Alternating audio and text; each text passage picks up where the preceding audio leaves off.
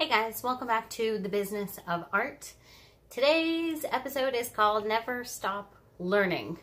I think this has been one of my most successful actions as an artist, is to literally never stop learning. You can never possibly know too much. You can definitely know too little. And I don't just mean about art techniques, although that is definitely the first place you should start. You know, expand your horizon. If you're an acrylic painter, start trying out watercolor or learn different oil techniques or inks or whatever. You can definitely expand your horizons in that area. But then there's also learning about marketing and about business finance and about, legalities of being an artist or whatever it is. You can always hire people to do these things, of course, but you should know about them at least.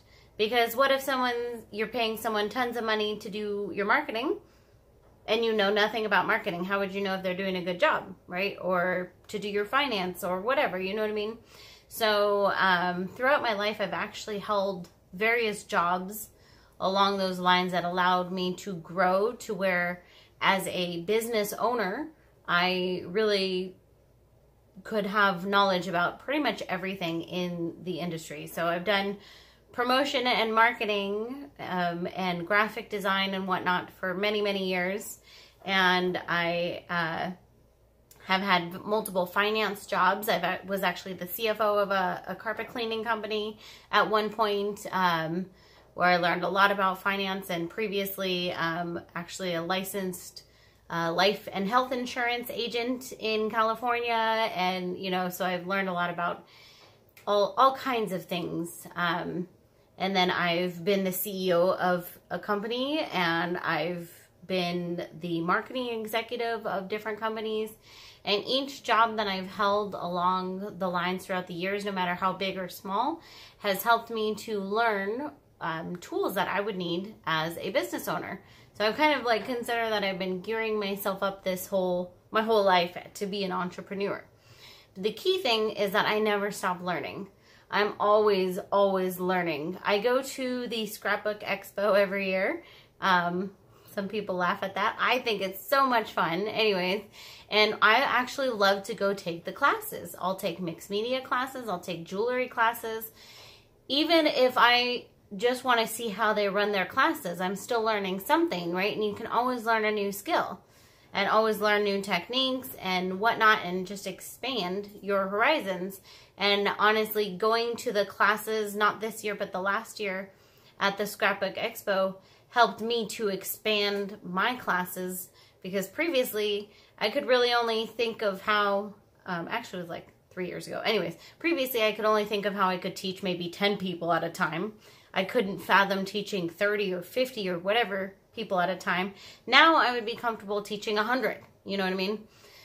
So even stuff like that, I'm just constantly learning. YouTube is an amazing place. Watch videos on everything. Watch videos on marketing, on selling art, on growing your social media, on art techniques. Whatever it is you're interested in, just continually keep learning and growing.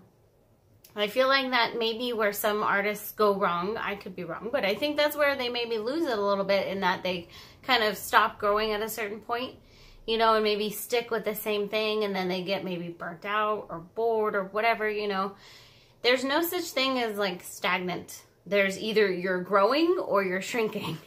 You know what I mean? Everything's always changing. So if you're not growing, then that means you're shrinking.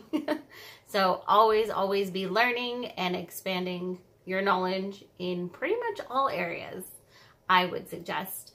And I think that's been a very successful tool for me as an artist. And I plan on taking courses on videography, more courses on photography. I've done courses on photography, more courses on video editing. I have a lot, just a long list of courses that I plan on taking over the next coming up years, and I'm sure I'll add even more to that.